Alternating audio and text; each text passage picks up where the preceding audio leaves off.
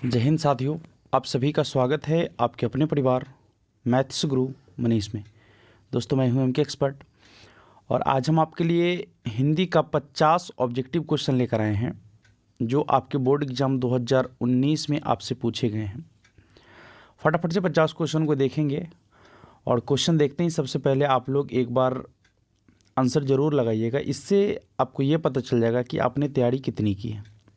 ठीक है, तो सबसे पहला क्वेश्चन आपका दिख रहा है कि बाल कृष्ण भट्ट का जन्म कब हुआ था। आप फटाफट से आंसर लगा लीजिएगा कि बाल कृष्ण भट्ट का जन्म कब हुआ था। आपका ऑप्शन है 1845 ईस्वी, 1846 ईस्वी, 1844 ईस्वी और 1847 ईस्वी। आपको इन चारों में से कोई एक ऑप्शन का आंसर देना है। चारों में से कोई एक ही सही होगा तो आपको आंसर लगाना है।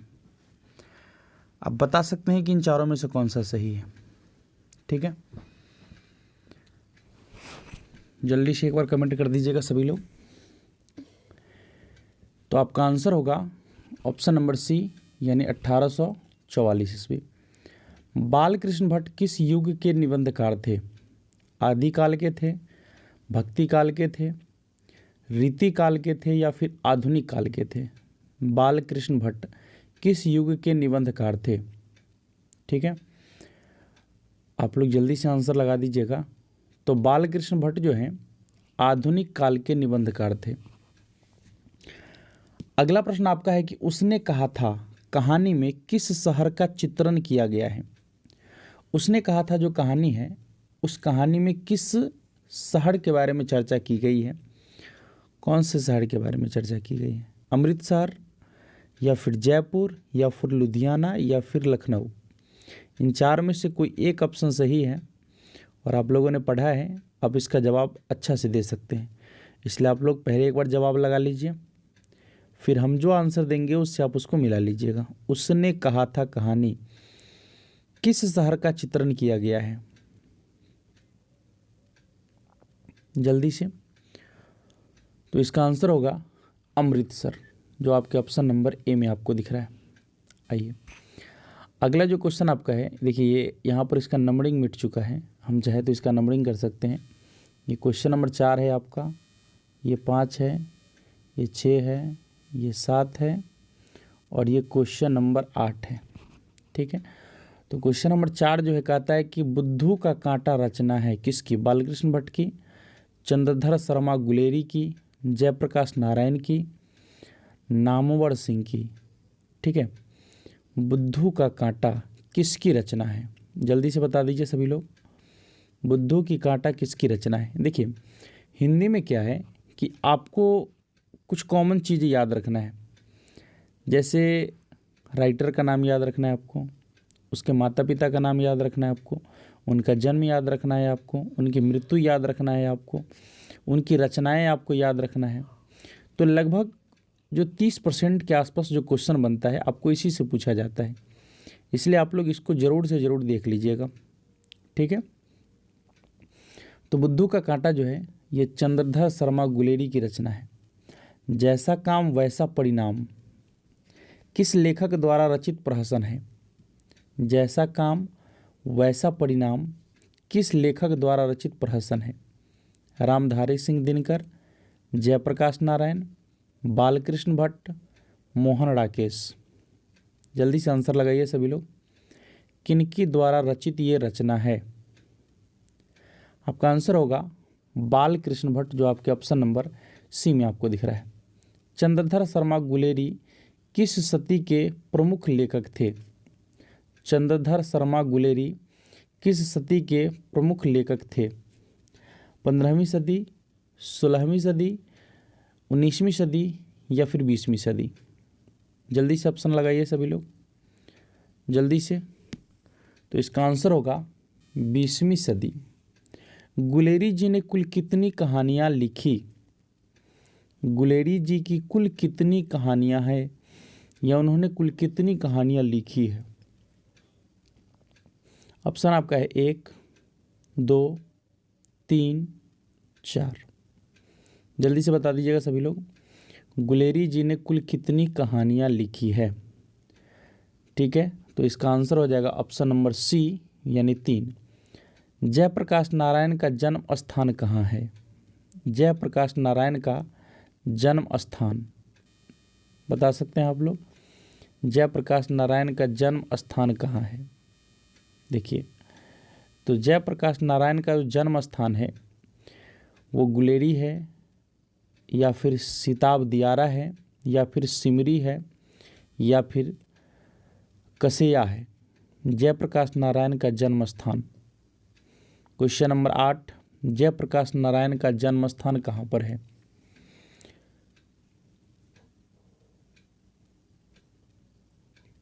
जयप्रकाश नारायण का जन्म स्थान है वो सिताब दियारा में है।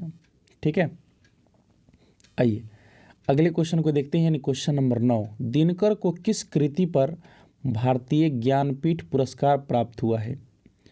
दिनकर जी के किस कृति पर जो है भारतीय ज्ञानपीठ पुरस्कार दिया गया है? कुरुक्षेत्र, हुंकार, उर्वशी, अर्धनारीश्वर। जल्दी से आप लोग आंसर कीजिएगा। दिनकर जी को किस कृति पर भारतीय ज्ञानपीठ पुरस्कार दिया गया है? तो वह कृति है उनकी उर्वशी। Option number C. शिक्षा पाठ के लेखक हैं। शिक्षा पाठ है उसके लेखक कौन हैं? जे कृष्णमूर्ति, महात्मा गांधी, उदय प्रकाश, जगदीश चंद्र माथुर। जल्दी से आप लोग आंसर लगाइएगा। हम आपको पहले ही बता दिए हैं कि राइटर का नाम याद रखना आपके लिए मोस्ट इम्पॉर्टेंट है, वहाँ से ऑब्जेक्टिव क्वेश्चन ज़्यादा आपसे पूछा जाता है। तो इसके हो जाएंगे जे कृष्णमूर्ति। अगला है पद्मावत किसकी रचना है? जयशंकर प्रसाद, सूरदास, मलिक मोहम्मद जैसी, ज्ञानेंद्रपति। पद्मावत किसकी रचना है? जयशंकर प्रसाद, सूरदास, मलिक मोहम्मद जैसी, या फिर ज्ञानेंद्रपति।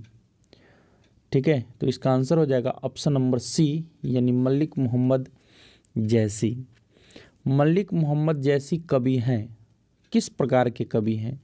दुख के पीर के, कृष्ण प्रेम के, अष्टछाप के, या फिर प्रेम की पीर के। आप बता सकते हैं कि ये जो हैं आपके मलिक मोहम्मद जैसी किस प्रकार के कवि हैं? जल्दी से बता दीजिएगा सभी लोग। हाँ, ये जो है आपके प्रेम के पीर के कवि हैं, यानी प्रेम वाला जिसमें पीरा होती है, बिछड़ने वाला। जैसी रचित पद्मावत की भाषा क्या है? ब्रज, अवधी, खड़ी बोली, या फिर मगधी। जो जयसिंह द्वारा रचित पद्मावत है वह किस भाषा में लिखी गई है? ब्रज, अवधी, खड़ी बोली, मगधी। चलिए आंसर लगाइए सभी लोग जल्दी से। तो इसका आंसर हो जाएगा अवधी भाषा में। अगला सवाल, कृष्ण भक्ति सखा के कवि कौन है? तुलसीदास, रहीम, सूरदास, या नाभादास। कृष्ण भक्ति शाखा के कवि कौन है? तुलसीदास, रहीम, सूरदास, या फिर नाभादास। जल्दी से देख लीजिएगा, बहुत साधारण सा क्वेश्चन था। सूरदास। तुलसीदास का मूल नाम क्या है? राम बोला, तिलकदास, जयराम, या फिर रामदास। जल्दी से, तुलसीदास का मूल नाम क्या है? ये तो बहुत साधारण सा क्वेश्चन है। तुलसीदास का जो मूल नाम है वो राम बोला है। ठीक है, जो आपके ऑप्शन नंबर ए में दिख रहा है। सूरदास के दीक्षा गुरु कौन थे? वल्लभाचार्य, निम्बाचार्य, रामानंदाचार्य, स्वामी अग्रदास। जल्दी से बता दीजिए, सूरदास के दीक्षा गुरु कौन थे? आपका ऑप्शन हो जाएगा ऑप्शन नंबर ए, यानी वल्लभाचार्य।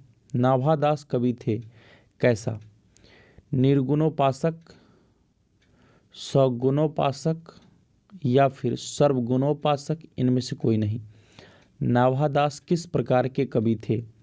निर्गुणोपासक, सगुणोपासक, सर्वगुणोपासक, या इनमें से कोई नहीं। तो नाभादास थे सगुणोपासक के कवि। आंसू किसकी रचना है? आंसू किसकी रचना है? आंसू किसकी रचना है? ठीक है, तो आंसू जो है आपके महादेवी वर्मा, जयशंकर प्रसाद, सुमित्रानंदन पंत, या सूर्यकांत त्रिपाठी निराला। आप बता सकते हैं कि आंसू किसकी रचना है? तो आंसू जो है जयशंकर प्रसाद की रचना है। ठीक है, आइए अगले क्वेश्चन को देखते हैं। ध्रुव स्वयंनी क्या है? कविता है, कहानी है, नाटक है या फिर निबंध है? ध्रुव स्वयंनी क्या है? तो ध्रुव स्वयंनी एक नाटक है जो आपके ऑप्शन नंबर सी में दिख रहा है। अधिनायक कविता है। अधिनायक किस प्रकार की कविता है? व्यंग्यात्मक है, हास्य कविता है या फिर मार्मिक कविता है या फिर इनमें से कोई नहीं है? देखिएगा, अधिनायक, अधिनायक जो है आपका व्यंग वाली कविता है। जगदीश का संधि विच्छेद कीजिए। जगदीश यानी पूरे जगत के जो ईश हैं यानी देवता हैं उन्हें जगदीश कहा जाता है। ठीक है, तो इसका हो जाएगा जगत जोड़ ईश यानी जगदीश। सदैव का संधि विच्छेद, सदैव का संधि विच्छेद क्या होगा? ठीक है, सदैव का संधि विच्छेद क्या होगा? सदैव का संधि विच्छेद क्या होगा? सद जोड़ एव, सत जोड़ एव, सदा जोड़ एव या सद जोड़ एव? देख लीजिएगा, सदैव का संधि विच्छेद, ठीक है, क्या हो जाएगा? सदा जोड़ एव, सदैव। सज्जन का विलोम, विलोम माने उल्टा, सज्जन का विलोम, सज्जन का क्या होगा? देखिए, सज्जन का विलोम क्वेश्चन आपको दिख रहा है, महान होता है, मैं दुर्जन, अधम या अधर्मी, ये हो जाएगा आपका दुर्जन। सरस का विलोम क्या है? सरस, सरस का विलोम समरस, मधुरस, नीरस या फिर बरसात? सरस का, सरस का होता है नीरस।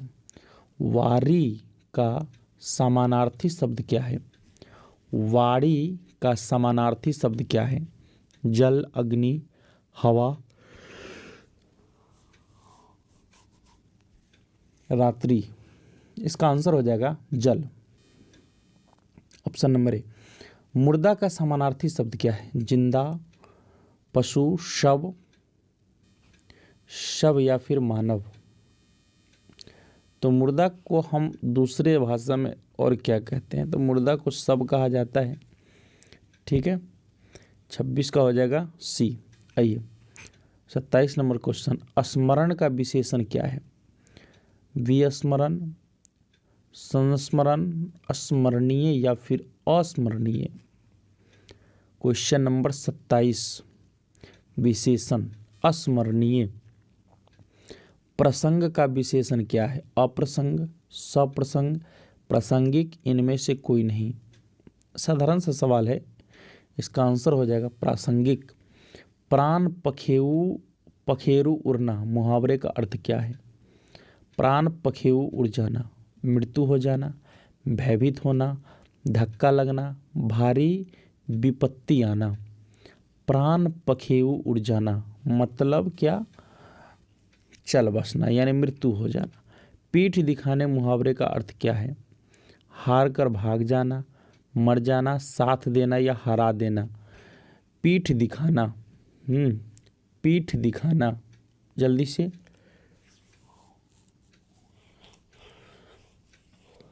ये जो है पीठ दिखाने का मतलब होता है हार कर भाग जाना। मुसीबत कौन सा लिंग है? स्त्रीलिंग है, पुल्लिंग है, उभयलिंग है, इनमें से कोई नहीं है। मुसीबत स्त्रीलिंग है। देश कौन सा लिंग है? पुल्लिंग, स्त्रीलिंग, उभयलिंग या इनमें से कोई नहीं? देश कौन सा लिंग है? तो देश पुल्लिंग है। मौसम शब्द है तत्सम, तद्भव, देशज या फिर विदेशज? ठीक है, तो इसका हो जाएगा आपका विदेशज। आशा से अधिक कहलाता है, आशा से अधिक क्या कहलाता है? आशातीत या फिर अतीत? ए और बी दोनों, इनमें से कोई नहीं। आशा से अधिक क्या कहलाता है? तो आशातीत कहलाता है। लंबोदर कौन सा समास है? लंबा है उदर जिसके अर्थात गणेश, लंबा है उदर जिसके अर्थात गणेश। अब बताइए कौन सा समास है? लंबा है उदर जिसके अर्थात गणेश, बहुब्रीहि समास है। आजकल कौन सा समास है? आजकल तत्पुरुष, अव्ययभाव, द्वंद्व या फिर दिग्गु? जल्दी, आजकल कौन सा समास है? द्वंद्व समास। नवरत्न, नवरत्न कौन सा समास है? नवरत्न कौन सा समास है? द्विगु समास, क्योंकि इसके आगे जो है संख्यावाचक लगा हुआ है। संख्या पूर्वो द्विगु। फलित में कौन सा प्रत्यय है? फलित, फलित में कौन सा प्रत्यय है? जल्दी बता दीजिएगा। फलित में इत प्रत्यय है, इत। पर्यवेक्षक में कौन सा उपसर्ग लगा हुआ है? पर्यवेक्षक में कौन सा उपसर्ग लगा हुआ है? बता दीजिए। पर्यवेक्षक में पड़ी उपसर्ग लगा हुआ है। पौराणिक में कौन सा प्रत्यय है? पौराणिक में कौन सा प्रत्यय है? पौराणिक, निक यानी एक प्रत्यय है। स्वागत में कौन सा उपसर्ग है? स्वागत में कौन सा उपसर्ग है? तो स्वागत में सु उपसर्ग है। आगामी का विलोम क्या होगा? आगामी का मतलब क्या होता है? आगे वाला। आगामी मतलब आगे आने वाला, आगामी कहलाता है। इसका विलोम पूछा जा रहा है तो दूरगामी, विगतगामी, विगत या फिर वर्तमान या फिर निर्गामी। आगामी का विलोम यानी उल्टा। आगामी का विलोम यानी उल्टा। आगामी माने आने वाला, तो इसका हो जाएगा उल्टा विगत यानी जो बीत गया। अग्रज का विलोम क्या है? अग्रज, अग्रज। विग्रह, कनिष्ठ, अनुज या फिर आत्मज। अग्रज माने होता है बड़ा, ठीक है, बड़ा भाई को अग्रज कह सकते हैं आप। तो इसका आंसर हो जाएगा आपका अनुज यानी छोटा भाई। इनमें नदी का पर्यायवाची कौन सा नहीं है? अच्छा, नदी का पर्यायवाची कौन सा नहीं है? शैवालिनी, सरिता, तटिनी या फिर अनिल। जल्दी से जवाब दीजिएगा। अनिल जो है, इसमें अनिल ये आपका जो है नदी का पर्यायवाची नाम नहीं है, बाकी सभी नदी का पर्यायवाची नाम है। अमृत का पर्यायवाची क्या है? आयशा, है, हुतासन या फिर अम्यय। जल्दी बता दीजिए सभी लोग। अमृत का पर्यायवाची सिर्फ और सिर्फ अम्यय, ठीक है। चलिए अगला सवाल 46 नंबर है। कहता है को किस कारक का विभक्ति चिन्ह है?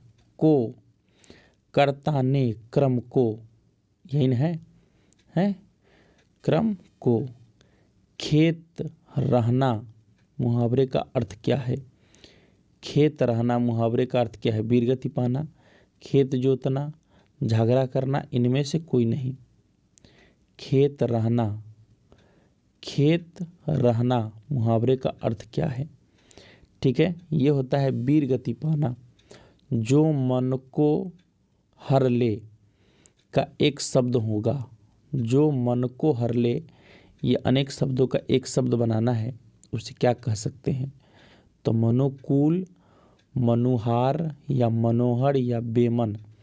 बताइए, बहुत साधारण सा क्वेश्चन है। जो मन के हर ले, जो मन को भा जाए, मनोहर। बनावट के अनुसार शब्द के भेद होते हैं कितने? बनावट के अनुसार शब्द के 3 भेद होते हैं। अगला कहता है कि कवि का विलोम, कवि का विलोम क्या होगा? तो कवि का विलोम यानी उल्टा क्या होगा? कवयित्री। कवि का उल्टा क्या होगा? कवयित्री, ठीक है, जो आपके ऑप्शन नंबर बी में आपको दिख रहा है। तो इस तरीके से 50 क्वेश्चन जो है आपका ख़त्म हो गया, जो आपके बोर्ड एग्जाम 2019 में आपसे पूछे गए थे हिंदी में। मिलेंगे फिर अगले वीडियो में कुछ नए सेट को लेकर, तब तक के लिए जय हिंद।